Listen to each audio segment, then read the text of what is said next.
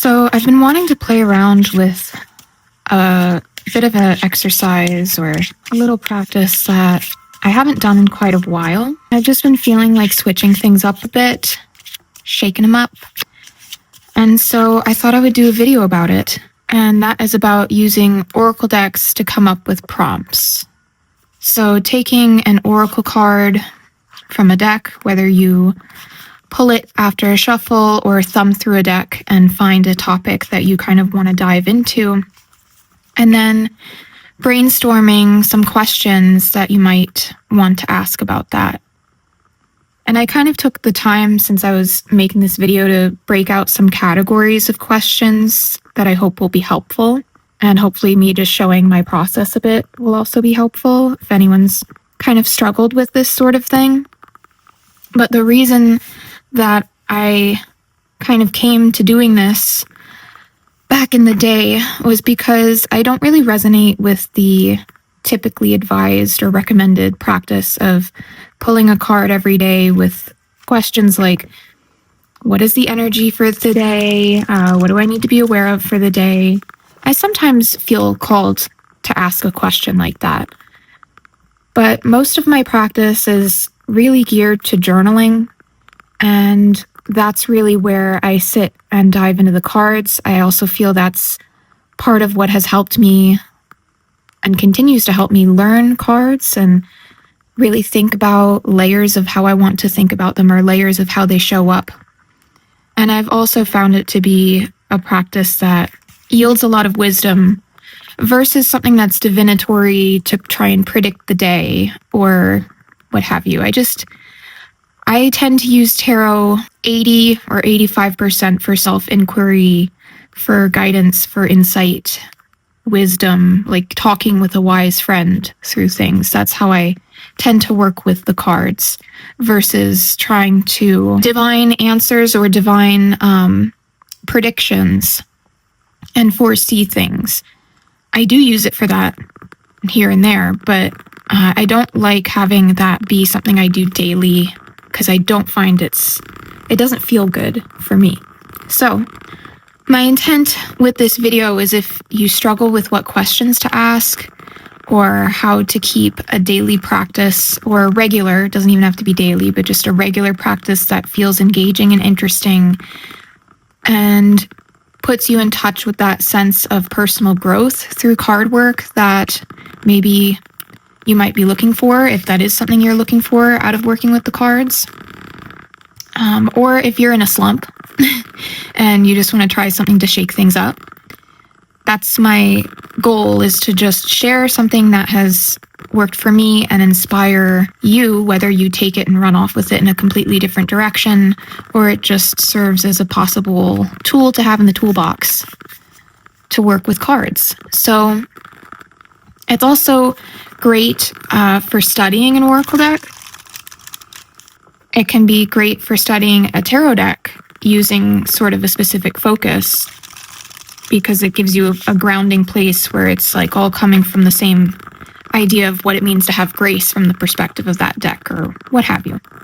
So the one that I've pulled out to work with here is the Tree Whispers Oracle by Maggie Black. And I do believe she has a pre-order window open for this and her two other editions of her Tree Whisperer decks. But why I chose this deck for the exercise that I want to do, I don't even like calling it an exercise. Why don't we find a different word for that?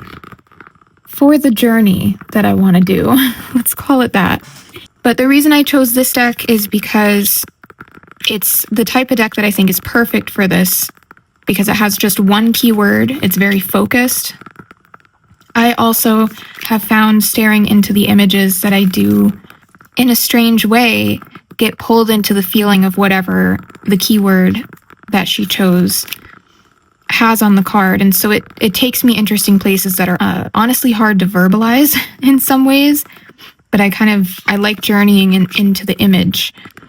And then through that, sometimes I can find an interesting slant to go with. But the main point being that it's an Oracle deck that has a very clear keyword on it. It is not, it's sort of an open concept and basically serves as a great seed to grow out of that questions.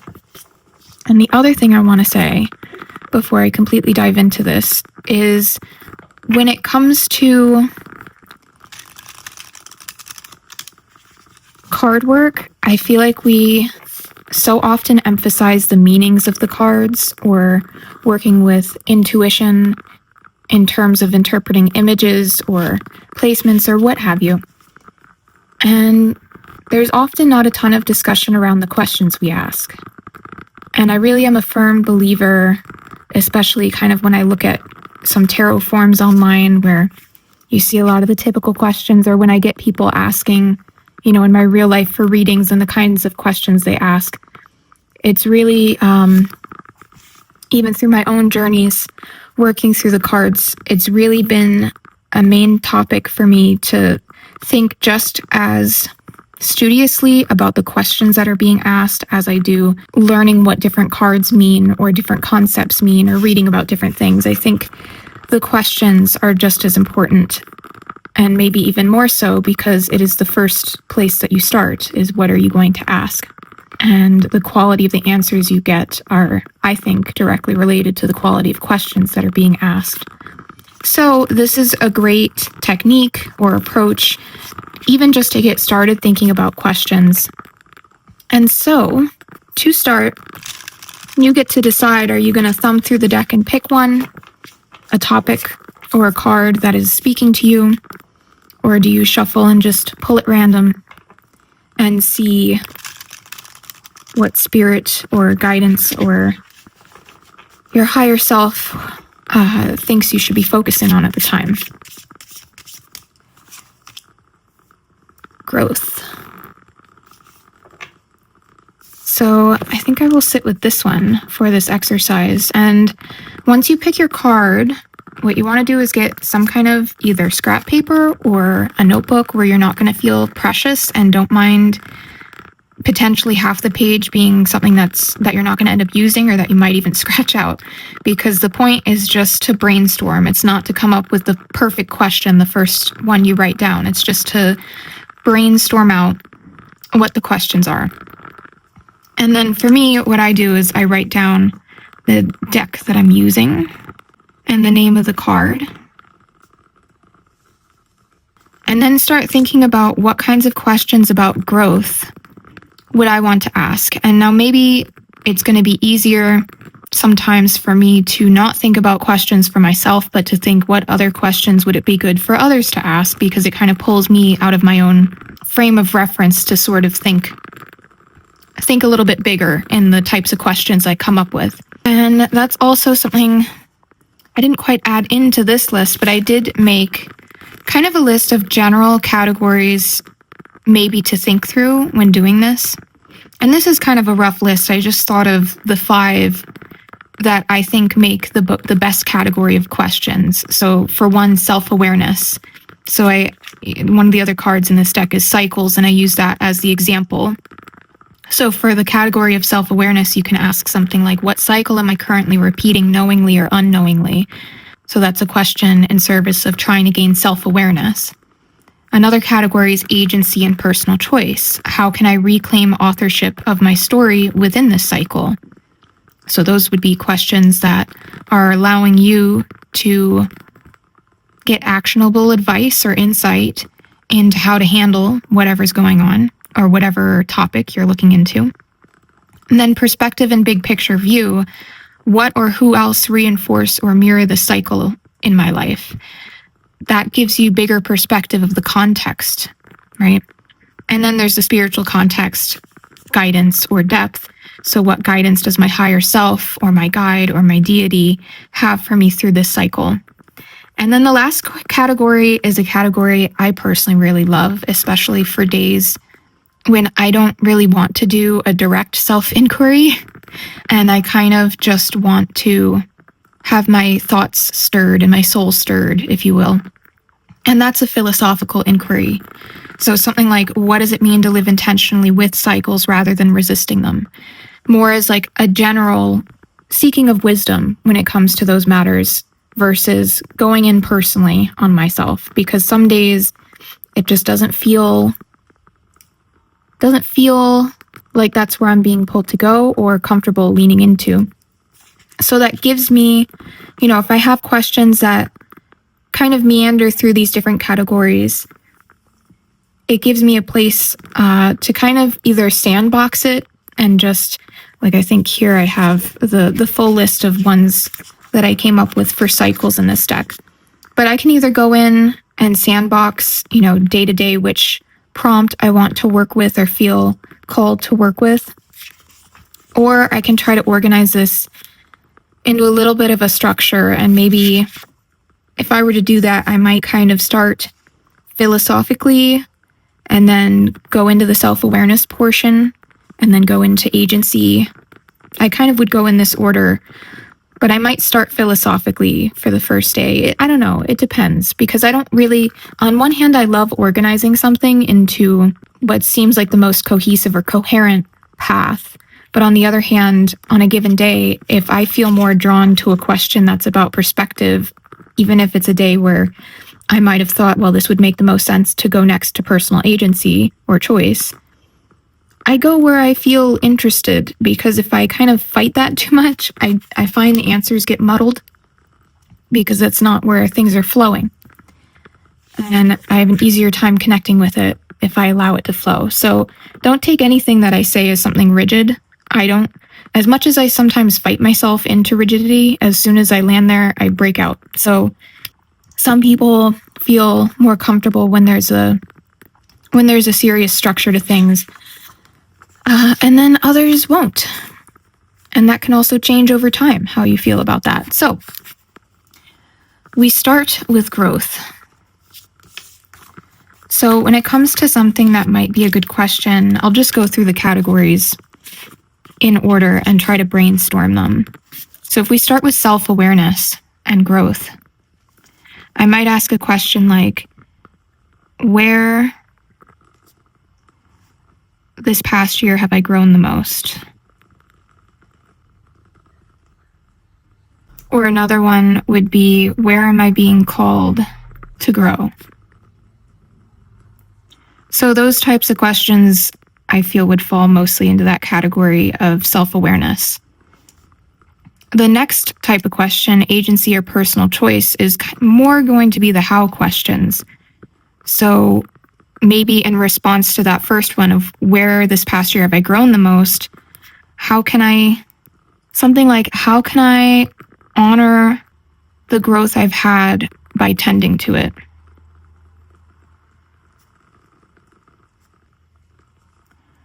And then where am I being called to grow? Maybe I could also think an agency question with that would be something along the lines of, what action or practice would help me step into that growth? Another question that comes to mind is, how can I navigate the change that this growth requires me? So how can I navigate the change that this growth requires of me? And you can also back in the self-awareness, and then that makes me think, asking the question, what change is required of me to grow into whatever the answer to this one is? So you kind of can just dip back and forth. And again, this is brainstorming. I normally wouldn't even be breaking it into categories, because I just let whatever question kind of comes to me go. And sometimes that means sitting here for a few minutes like this, thinking, what is the question to ask there? So let's say that's category 2, though, just to get an idea. And then perspective and big picture would be more questions like, what is this growth in service of in my journey? And another one might be, how would developing this skill or energy or whatever might come up in response to questions like this, how might developing this skill, let's say, open doors for me along my path?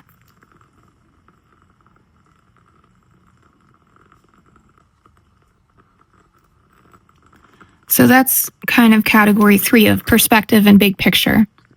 Now, some of this kind of could fall into the spiritual. There's kind of an overlap to me with perspective or big picture and spiritual.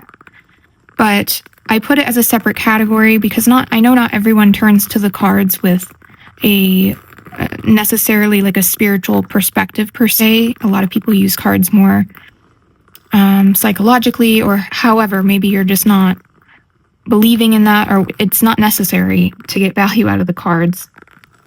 But I personally am spiritual when it comes to these things, so this is a category I like to dive into. So for spiritual, I might say what guidance is offered to me to support this growth.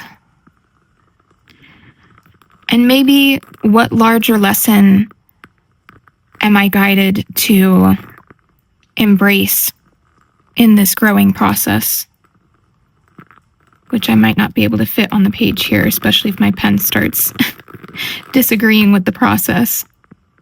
Or something like, how would I word it? What larger lesson am I being taught?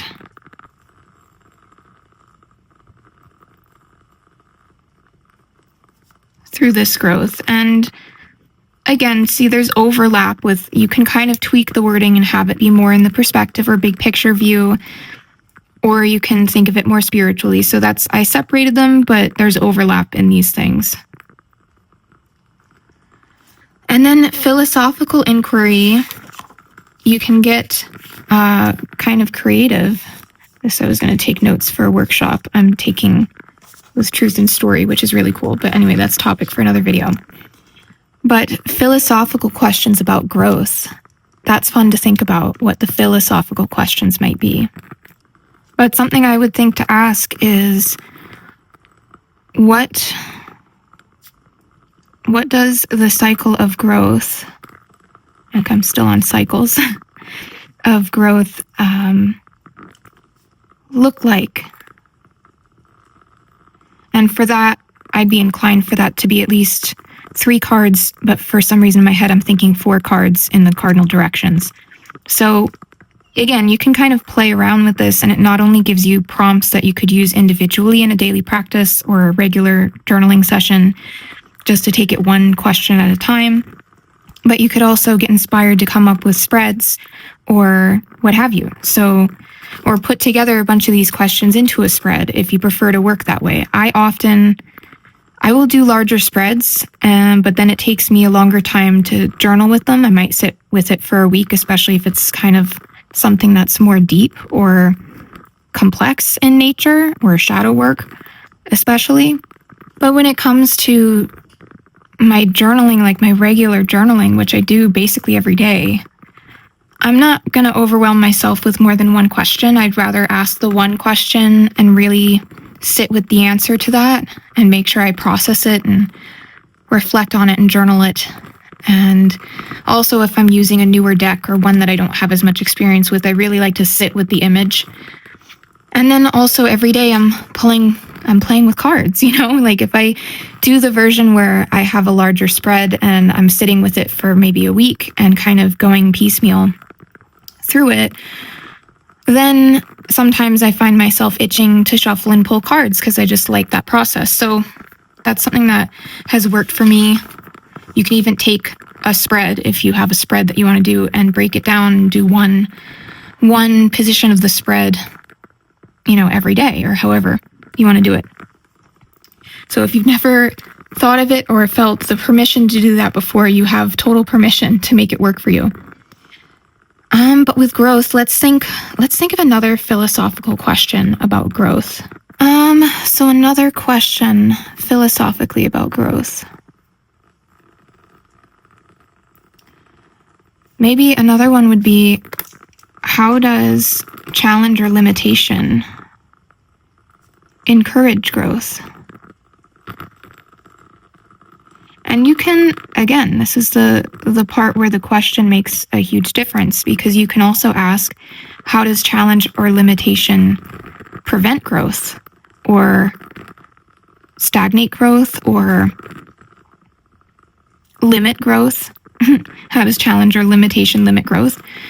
But I think personally, for me, the questions I want to ask usually involve wanting to see the silver lining or maybe the thing that's not so obvious to me, because I think asking how does challenge or limitation prevent growth is easy to come up with answers to that don't require the wisdom of the cards. But it's still, if it's a question you feel called to ask, then it's a question you feel called to ask, and you may be surprised with the answer. But that sort of covers how I would start brainstorming questions. Again, like if I were just sitting doing this and not explaining it, I would just kind of free flow and let my mind go, and I wouldn't necessarily be breaking it out into categories consciously, but I'm just keeping in my mind, like, I want some questions about agency. I want to be curious to have the self-awareness. So what about the card that you're using makes you curious? And then for me, this card also gives me the sense of like this, because this looks like a figure to me in the center there, who's very lush and powerful in their growth. And then there's on either side what could be the indication of more figures. So that makes me wonder the question of how does participating or nurturing my own growth influence the growth of others around me? Sometimes you ask a question like that and the answer that you receive gives you more of a reason to focus on these things. So just ideas, but that's how I would riff on things. I would play in, lean into the imagery and what I'm seeing in the card. And because Tree Whisperer and all of Maggie's decks, like this for intuition is just so cool, because to me, she does look like a priestess with a portal opening up to the universe behind her. And it also kind of still at the same time gives you the two columns. So it's just interesting to lean into the imagery. And of course, this is an abstract deck, but I'm going to go over a bunch of other decks, most of which are mass market, that are great for this practice. So how about we do that in a moment, actually, because I did want to point out another way to do this. So say you pull your card and it's growth, and you want to brainstorm questions around this, but this feels too broad. You could either pull another oracle card from the deck, or you could pull out your tarot, which for me, I really love this paired. Where's the extra card? Uh-oh, hold on. I don't want it shuffled in. Okay, I found the extra card, which was shuffled in. This is Tarot of the Huntress. I don't know what I was just saying before this, but at any rate, this is Tarot of the Huntress, and I love it, paired with all of Maggie's decks. And it is just kind of the energy's perfect for me to be working with seasonal, foresty decks and then be pulling from this. But say I have growth and I want to get more specific. What am I to be working on at this time? Maybe it's just for the week. Maybe it's just in general as you feel like tapping into this topic. But say I pull a card and it's growth and 9 of air. So to me, this would be saying it's asking me for growth in the area of how I maintain my mental landscape and what sort of anxieties and fears keep me awake at night and keep me disengaged from the outside world and trapped inside. Even though it's not the 8 of air, which is another kind of trapment, but I feel like the 9 of air and this one in particular, it's like the outside is right there, but she's so caught in dark feelings and fears and worries and despair. There's a heaviness. So maybe the growth is around learning what this heaviness is about and how to grow through it. And you can kind of focus your questions in a little more specifically on how you can grow through this. And it makes me think of this quote from Carl Jung. Let me pull it up just so I can read it verbatim. Yeah, so it was, the greatest and most important problems of life are all fundamentally insoluble. They can never be solved, but only outgrown. So that's kind of a perfect quote to lean into if I were to take this, come up with a bunch of questions. And again, with this being a tougher card, it's going to be easier for me to sit and think kind of externally what questions would be really great for someone else in this situation to ask. And just brainstorm as many as you can. And then what I tend to do after that is go through and highlight, cross out, change the wording, and just kind of refine a little bit if I feel that there's anywhere to do that. But to take a different card as another example, just to see how this can shift. Growth and Six of Fire. Basically an opposite type energy compared to Nine of Swords. So this can be reflecting on where you have succeeded in growing and really taking the time to appreciate it and to recognize and validate for yourself where you have grown, regardless of if others recognize it. Or maybe this is growth in relationship to the idea of needing the validation of others, needing external approval or recognition, and you're being asked to grow beyond that. Sorry, I have to take my hoodie off. It's getting hot. So that's kind of two different ways to take it. You can start with a single card. You can pull in tarot and have that be a way to hone in. And I personally prefer, if I'm doing this and asking, what am I to work on? And it's something that seems like a larger topic than a one night sitting in my journal. It can be something I work on for that week. It could be something, it's also a way to rotate decks. If you want to, like, I might pick a card from this deck for a week and have all my questions brainstormed out and then use this one and Dream Song Oracle, which I've also been pairing this with the past week or two, and have this be like the significator of the work that we're doing in service of, and then use the other decks or just a tarot deck by itself to dig into that for a bit. And I find it is more impactful when I take more time on a particular subject or a particular thing and kind of workshop it for myself than if I am kind of flying by the seat of my pants and one day we're talking about growth and then one day we're talking about intuition and then another day let's talk about our attachments. And sometimes I just feel that I get more out of it if I have a focus and I know that I'm coming to my journal and that could be the workshop thing I focus on. And then in between that, if there's an evening where I've had a tough day and I just need a different kind of journaling session where I sit and pour my heart out and then pull a card, as like a wise feedback kind of situation with other decks, it gives me options so that I have something that's got a little bit more direction. And then I also allow myself the flexibility to lean into what feels authentic for me that particular evening. Which is the other thing. I know a lot of people have morning practices. For me, I'm just an evening person. I can hardly tell what direction up and down is in the first half of the day. Sometimes it feels like I am much more engaged with thinking deeply in the later half of the day. And that's when I prefer to do it, when it's quiet and it's dark and I'm in my hamster hole or whatever and can just hermit away. So that's another reason why the typical daily type prompts never really worked well for me. And yeah, so how about we start looking at decks that I think are perfect for this type of practice. You can use any decks, but I tend to like the ones for this sort of thing that just have a very clear and direct specific keyword, maybe key phrase. So I'll go with the one that I did an example with because it was part of me practicing out how I was going to do this and explain it in a way that wasn't so haphazard. And that is the Citadel Oracle. This one's a little different than Tree Whisperer in that these cards are archetypes, basically. The Vengeance, the Storyteller, the Sleeper. But each one of these cards has keywords on it. And I think it's typically two keywords.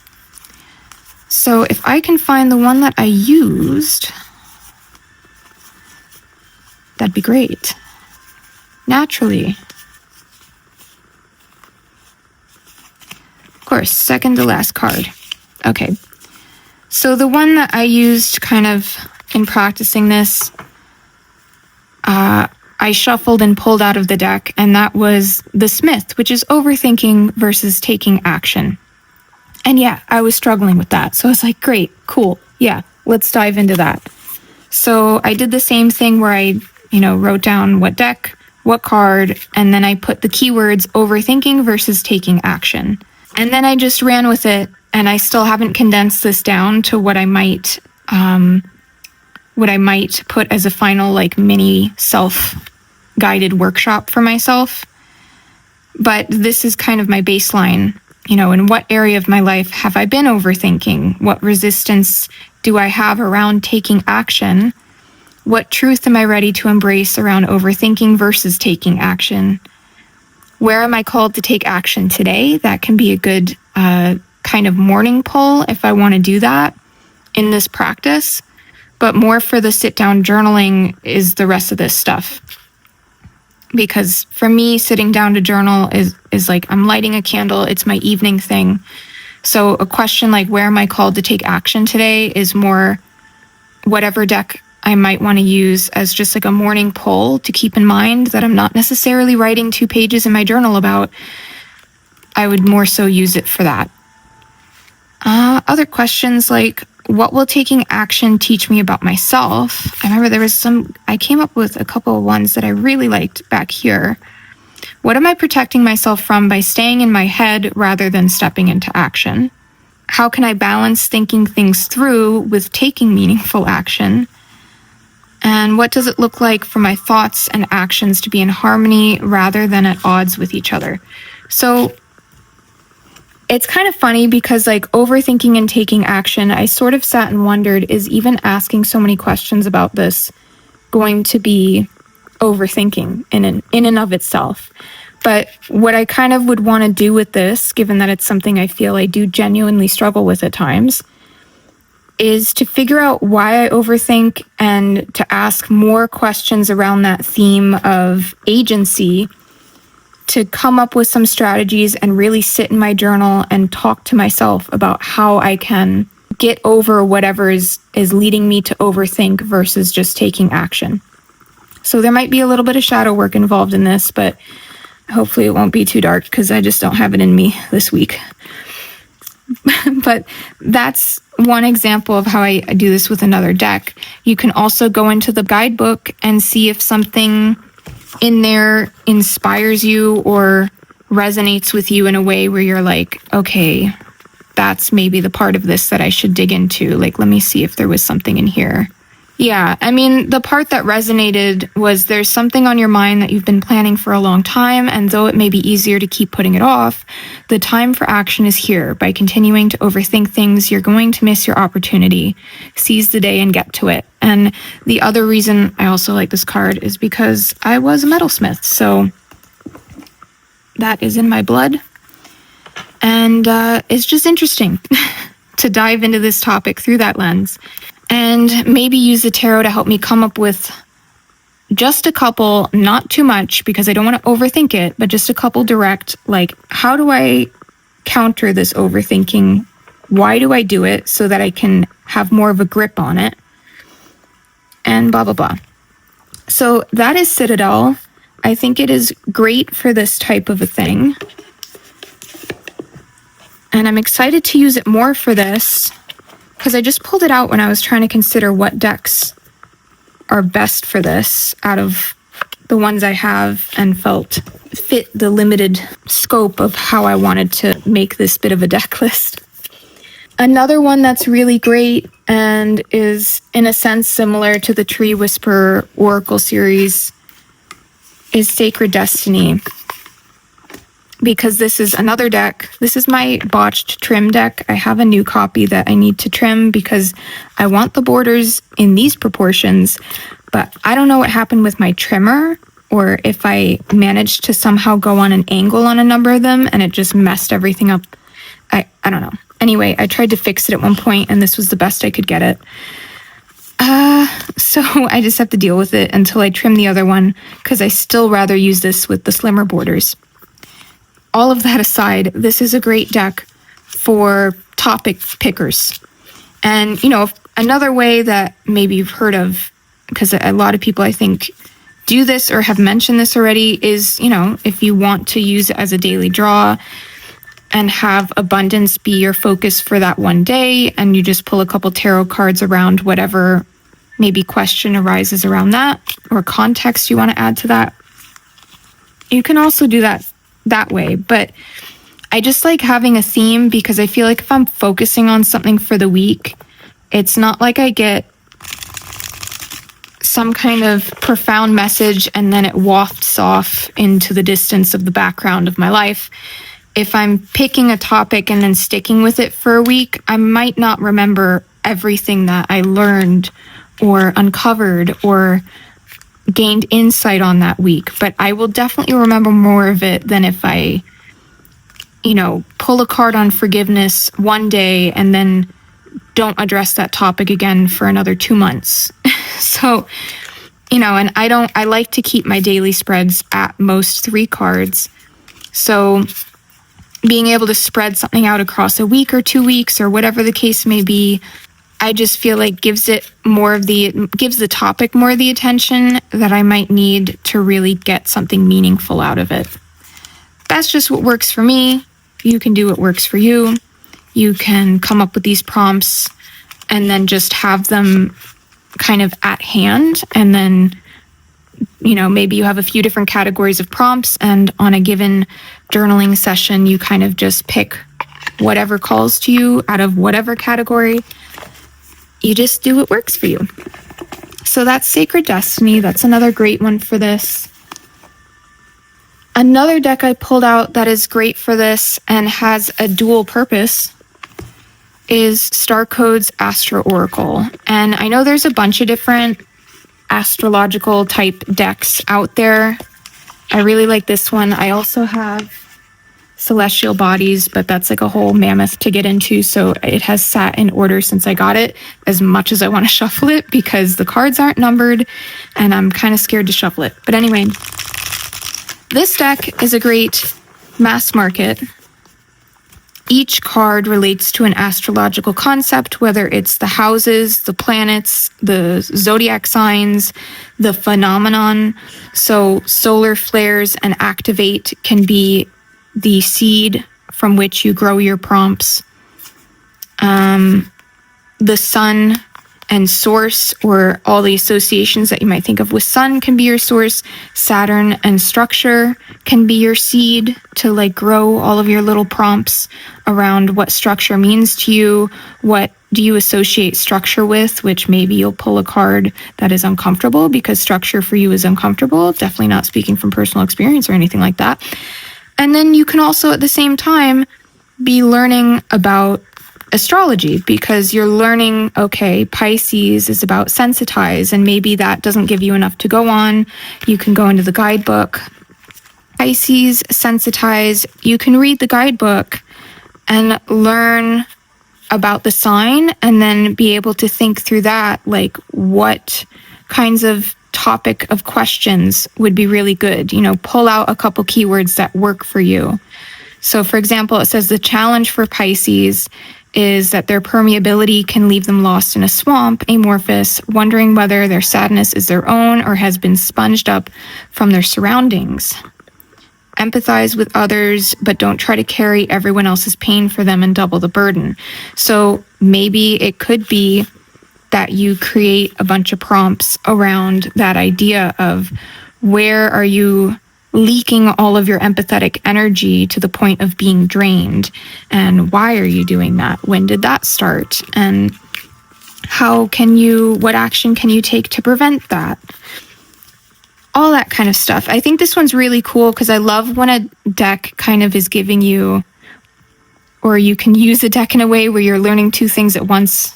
I'm kind of down with that multitasking type thing. So this one's really fun to use in this practice as a seed for your prompts.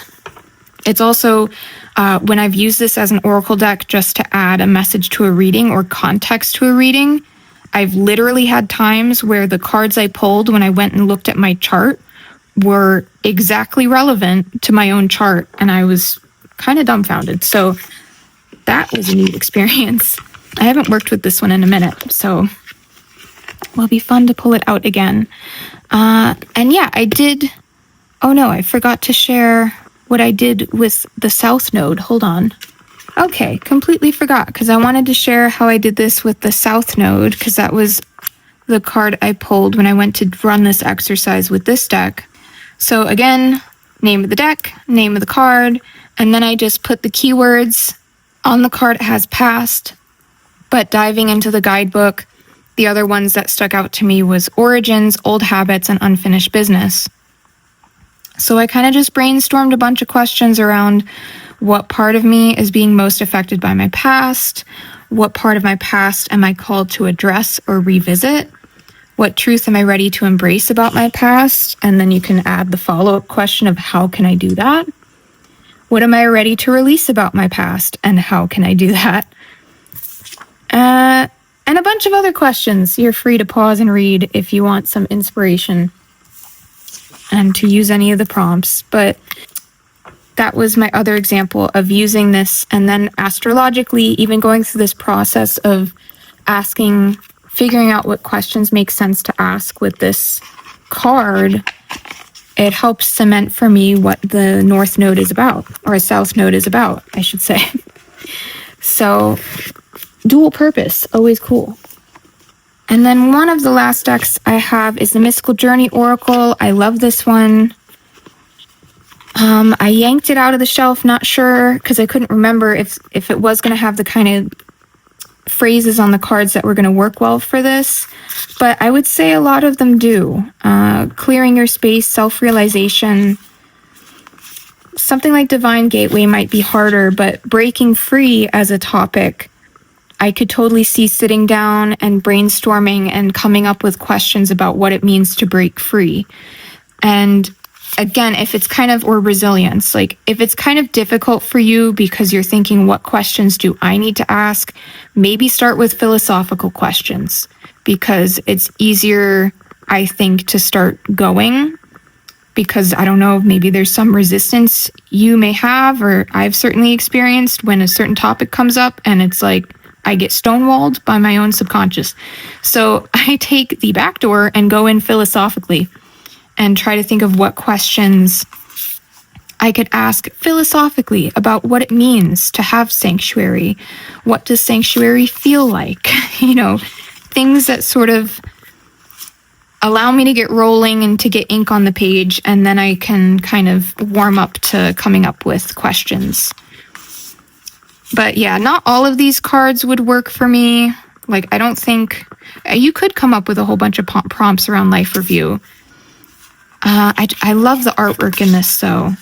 And so from that perspective, I feel like out of all of them, this one for me personally would be most inspiring with the artwork to kind of sit with this energy and think like, man, where am I being called to have that energy? And maybe if I already have an inkling about it, I don't even need to pull a tarot card. I can just be like, all right, I need to ask some questions about rising up in respect to this or that, or whatever the case may be. But yeah, the artwork on this one is just so beautiful. It pairs perfectly with Children of Litha. That is what I tend to pair it with, by Zia Hunt. So if I'm going to pull out a tarot deck to work with it, it's usually that, because they just look so great together and have read so great together for me. And then the last one I will mention is actually half of a compendium of witches. Now, the whole deck is actually good for this, but I like the half of the deck that is symbols. This is kind of a different way into accessing keywords because it's kind of giving more sort of like Citadel, like an archetype. It's, of course, you can go into the book and pull out keywords, but when it comes to storm, like on an emotional or psychic or psychological level, we know what a storm means, right? So you can think about, it's kind of like tower energy or something like that. And you can think about questions relating to that. Or the moon, which is kind of its own self-explanatory thing along with temperance. But oath, this is an interesting keyword or concept to play around with coming up with questions. So, or B, whatever. And And the witches part of the deck also, I think, would be great for it. I just haven't worked with that for this purpose, and I've had this half of the deck out because I've been working with it. So actually, I do have one more deck. I forgot. The Pocket Archetypes. This is also a great deck for coming up with prompts because, again, it is an archetypal deck. And I also think the guidebook can help you focus in on questions. You could also use this with another oracle that has those single keywords and maybe get more clarity on what questions to be asking that way. But yeah, I think if you just take, like, what's a good one? The Orphan makes me think shadow work and doing questions around where you have felt abandoned and why, and what all of that has taught you. I think if you've experienced abandonment, especially like this kind of abandonment, like legitly, the thing I would think could be helpful is exploring what are the little gifts of wisdom that only you could have having gone through that experience, and trying to lean on those. But yeah, some of them in here are going to be more difficult, and then some of them are going to be more the lover questions or the nectar, what gives you that sweet joy of life, and creating like a whole self-care prompt list around this that's all feel good and helps you explore what makes you feel good and how you can engage with more of that.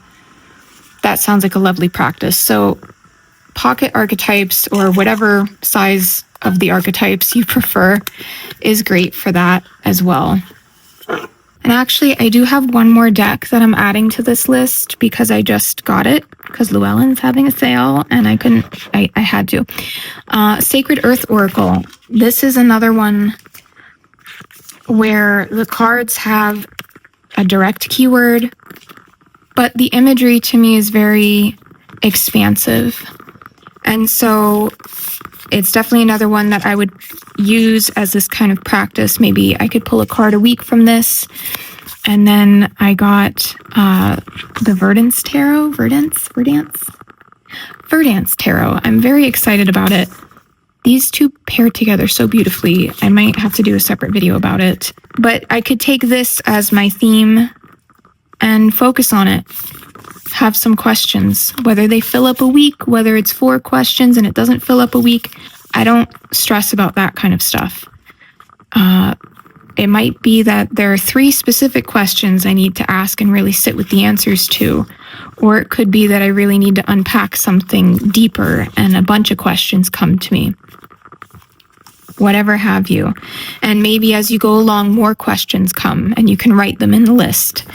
But this was another deck I thought of since I just got it, and it really is a beautiful, beautiful oracle deck, and also really suits this type of technique. So you guys, I'm going to wrap it up there because this, in my head, was going to be a short video, but I think with doing the decks that are ideal for this part of the video, that wasn't going to happen. Maybe I should have done 2 separate ones, but it is what it is. You can come back to and reference this. I'll try to put timestamps so you can find the different sections. Hopefully as I go, I'll get better at explaining things because I know sometimes I maybe move quickly, or I wish I was better at organizing my thoughts, but if I overthink it too much, I wind up not doing it. So that was kind of why I was like, you know what, I'm going to take the advice of the card and also the cards I pulled out earlier from today, which basically told me just do the darn thing. And I'm just doing it. So bear with me as I grow into this type of stuff. I hope something in this was helpful and gave you some ideas or inspiration. There is no one way to do anything. I think the coolest thing about TarotTube is learning different people's approaches, because even 2 people doing a fairly similar thing may explain it in 2 different ways or approach it in 2 different ways, and one might not resonate and another might, and maybe 6 months from now the reverse happens. Who knows? A lot of things in this world are about timing. I just in general really want to, in some way, give back to the community. I'm so grateful to this community because it is a huge reason why I have a tarot practice that I have gotten a lot out of to begin with. And I also think it's important work to be doing, self-reflective work. And I have always felt that when I ask the right questions, the decks that I work with, that I'm drawn to, will give me wisdom that I have trouble finding elsewhere. So hopefully this provides a doorway in, or just ideas to bounce off of or explore. I really appreciate you coming by to watch. If you've made it this far, thank you so much.